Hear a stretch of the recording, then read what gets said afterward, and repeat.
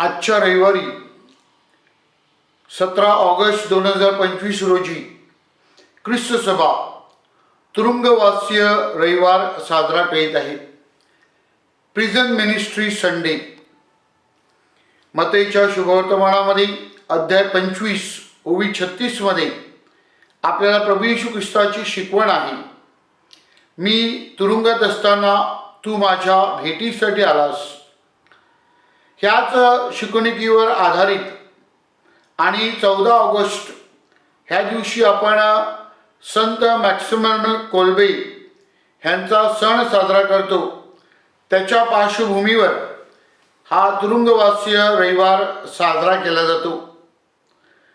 दुसऱ्या महायुद्धामध्ये तुरुंगवासियांशी संवाद करीत असताना, तुरुंगवासियांना आध्यात्मिक धीर देत असताना, त्यांच्याशी वार्तालाप करीत असताना जेव्हा संत मॅक्सिमल कोल्बे ह्यांना कळलं की एक व्यक्ती मरणासाठी घाबरलेली आहे, तिच्या कुटुंबासाठी तिला जगायचं आहे, तेव्हा त्यांच्या वतीने संत मॅक्सिमल कोल्बे हे मरण्यासाठी तयार झाले.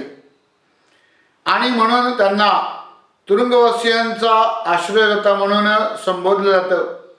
कारण तुरुंगवासियांच्या जीवनाशी ते समरस झाले.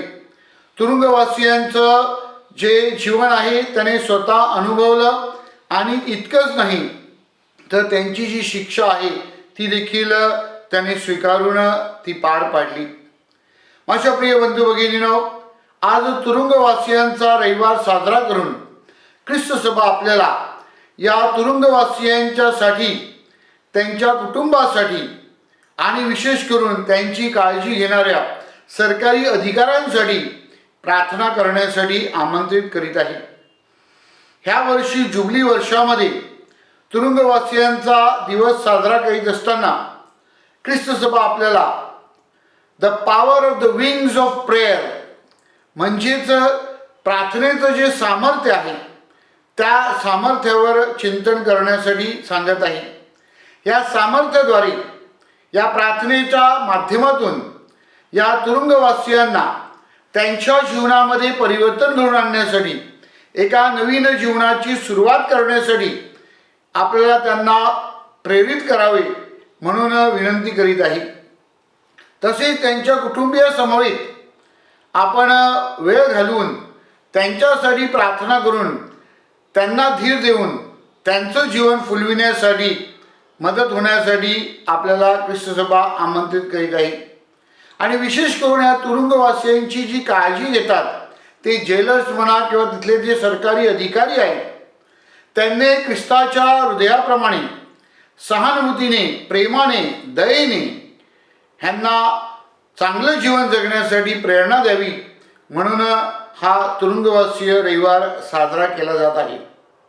माझ्या प्रिय बंधू भगिनींनो, तुरुंगात असलेली प्रत्येक व्यक्ती ही दोषी असतेच असं नाही. काही वेळेला काही परिस्थितीनुसार त्या या गुन्ह्याला भाग पडतात आणि गुन्हेगार बनतात. परंतु त्यांची इच्छा गुन्हेगारी करण्याची नाही किंवा त्यांना बदलण्यासाठी संधी प्राप्त व्हावी, यासाठी प्रयत्न व्हावेत म्हणून ख्रिस्त सभा आपल्याला या तुरुंगवासीय रविवारच्या निमित्ताने चिंतन करण्यासाठी आमंत्रित करीत आहे. आपल्याला आजच्या दुसऱ्या वाचनामध्ये फार सुंदररित्या बोध करण्यात आलेला आहे. हिब्री लोकास लिहिलेल्या पत्रामध्ये अध्याय 12 ओवी 1 ते 4 मध्ये आपल्याला सांगितलेलं आहे की हिब्री लोकास लिहिलेल्या पत्रामध्ये 11व्या अध्यायामध्ये ज्या चांगल्या जुन्या करारातील व्यक्तींचं वर्णन केलेलं आहे आणि त्यांनी कशा प्रकारे चांगलं जीवन जगलेलं आहे, तशा प्रकारे चांगलं जीवन जगण्यासाठी आपण प्रयत्न करावेत म्हणून आपल्याला विनंती करण्यात आलेली आहे. कशा प्रकारे चांगलं जीवन आपण जगू शकतो, तर त्यामध्ये आपल्याला सांगितलेलं आहे की आपला जो जीवनाचा क्रम आहे त्या जीवनाच्या प्रवासामध्ये आपण वजन घेऊन जीवन जगायचं नाही. हे वजन, हे ओझं कशाचं आहे? पापाचं ओझं. पापाचं ओझं बाजूला सरून जेव्हा आपण हलक्या रीतीने जेव्हा प्रवास करीत असतो तेव्हा आपला प्रवास हा खूप चांगला होतो आपला प्रवास किंवा दुसऱ्या वाचनामध्ये सांगितल्याप्रमाणे आपली जी धाव आहे, आपली जी शर्यत आहे, ती शर्यत जिंकण्यासाठी आपल्याला खूप मदत होऊ शकते.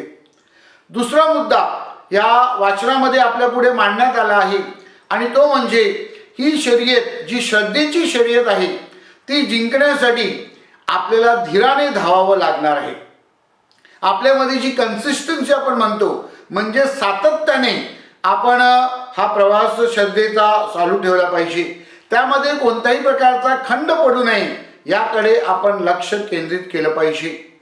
आणि तिसरी गोष्ट, ही धाव धावण्यासाठी महत्त्वाचं आहे आणि ते म्हणजे की आपण आपलं जे ध्येय आहे, आपला जो फोकस आहे, आपलं जे फायनल पॉईंट आहे त्याकडे लक्ष केंद्रित केलं पाहिजे. म्हणजे एखादा धावपटू जेव्हा धावतो तेव्हा तो ज्याप्रमाणे शेवटच्या लाईनप्रमाणे पोचण्याचा प्रयत्न करतो तसा आपला प्रयत्न असला पाहिजे. आणि शेवटचं आपलं जे ध्येय आहे किंवा ठिकाण आहे किंवा जी व्यक्ती आहे ती म्हणजे प्रभू येशू ख्रिस्त. म्हणजेच प्रभू येशू ख्रिस्तावर आपला जो फोकस आहे, आपला जो दृष्टिकोन आहे तो आपण कायम ठेवला पाहिजे आणि त्यानुसार आपण धाव घेतली पाहिजे. जेव्हा हे आपण करतो तेव्हा प्रभू येशू ख्रिस्त शुभवर्तमानामध्ये आपल्याला सुंदर अशी शिकवण देत आहे. प्रभू म्हणतो, मला बाप्तिस्मा हवा आहे. आणि हा बाप्तिस्मा कशाचा आहे तर त्याला प्रभू अग्नीचं रूप देत आहे. अग्नी जर आपण बघितली तर या अग्नीचे दोन प्रमुख कर्तव्य आहेत. एक म्हणजे ही अग्नी जी आहे ती शुद्धतेचं प्रतीक आहे. काय शुद्ध करत असते? जर अग्नीमध्ये आपण धातू टाकला, आपण सोनं टाकलं तर ते सोनं अगदी शुद्ध करण्यासाठी ही अग्नी आपल्याला मदत करते. The fire purifies the metal. जर आपण या अग्नीमध्ये भुसा टाकला, जर आपण या अग्नीमध्ये जुनं लाकूड टाकलं, जर आपण या अग्नीमध्ये सगळा केर कचरा टाकला तर अग्नी तो केर कचरा, जे जुने वस्तू आहेत ते भस्म करते, त्याची राख करते. अशा प्रकारे ही अग्नी शुद्ध करते, आपला परिसर शुद्ध करण्यासाठी आपल्याला मदत करते. इतकंच नाही तर अग्नीचा दुसरा जो फायदा आहे तो म्हणजे अग्नी आपल्याला ऊब देते. We all are in need of God's love, God's warmth, God's forgiveness. आपल्या प्रत्येकाला ह्या सहानुभूतीची गरज आहे. आपल्या प्रत्येकाला परमेश्वराच्या दयेची आणि कृपेची, करुणेची गरज आहे. आणि ती प्रभू येशू ख्रिस्त आपल्याला सांगत आहे की मला तुम्हाला द्यायची आहे. म्हणजेच आपल्याला शुद्ध करायचं आहे आणि आपल्याला परमेश्वराच्या प्रेमाची ऊब देऊन आपल्याला हा आपल्यामधला जो अग्नी आहे तो प्रज्वलित करायचा आहे. प्रभू येशू ख्रिस्त आपल्याला आपल्यातला जो अग्नी आहे परमेश्वराच्या प्रेमाचा, a fire of God's love, तो जागृत करण्यासाठी आमंत्रित करीत आहे. आणि तो करीत असताना प्रभू म्हणतो की जेव्हा तुम्ही भूमिका घ्याल, जेव्हा तुम्ही कार्याला लागाल, माझी निवड कराल, तेव्हा कधी कधी तुम्हाला विरोध होऊ शकतो. त्यामुळे कधी कधी भेद होऊ शकतो, त्यामध्ये कधी कधी डिव्हिजन्स निर्माण होऊ शकतात. परंतु भिवू नका, ह्याद्वारे आपण निश्चित परमेश्वराचा गौरव करणार आहोत. आणि म्हणून माझ्या प्रिय बंधू भगिनीनो, आज आपण प्रिझन मिनिस्ट्री रविवार साजरा करीत असताना, तुरुंगवासियांवर आपलं लक्ष केंद्रित करीत असताना, त्यांना प्रार्थनेचं बळ देऊन त्यांच्या परिवर्तनासाठी आणि त्यांच्या पुनर्जीवनासाठी विचार करीत असताना आपण आपल्या परिवर्तनासाठी देखील प्रयत्न केला पाहिजे. आणि प्रभू येशू ख्रिस्त ज्या अग्नीविषयी, ज्या बाप्तिस्माविषयी आपल्याला बोध करत आहे तो स्वीकारण्यासाठी आपण तयार असले पाहिजेत.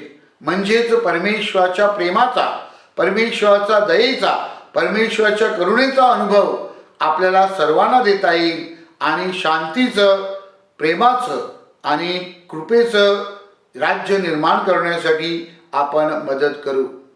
हे करत असताना निर्मया संदेशचा पहिल्या वाचनात सांगतो त्याप्रमाणे कदाचित विरोध होईल, कदाचित संकट येतील, कदाचित दुःख आणि वेदना होतील, परंतु भिवू नका, घाबरू नका. परमेश्वर आपल्या बरोबर आहे. आपलं लक्ष प्रभू येशू ख्रिस्तावर केंद्रित करा. त्याचं मार्गदर्शन आपल्याला सतत लाभेल, पवित्र आत्म्याचं सहाय्य आपल्याला लाभेल आणि त्याद्वारे आपलं जीवन अधिक सुंदर आणि पवित्र होईल. परमेश्वराच्या कृपेचा अनुभव आपल्याला यावा म्हणून विशेष प्रार्थना करा.